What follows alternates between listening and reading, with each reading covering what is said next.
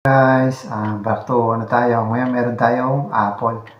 So ano lang tayo, health tips ulit. Bali sa ngayon marami tayong pinagkakakain, lalo na sa Pinas. Ngayon, dito kasi ako sa abroad. Pero nung nasa Pinas ako, siyempre start at 40 talaga kung ano na lumalabas. Lalo na mga medyo may edad na, marami nang nararamdaman sa mga katawan. So ito napakaganda, lalo na yung ayaw mo ng gamot, mas maganda to kaysa sa gamot talaga, walang chemical. So ito, pagka parang may naramdaman ka, may acid ka dito o naramdaman ka sa sikmura, maganda siya ipalit kaysa kung anong kainin nyo, ito na lang kainin nyo at fresh fruit pa.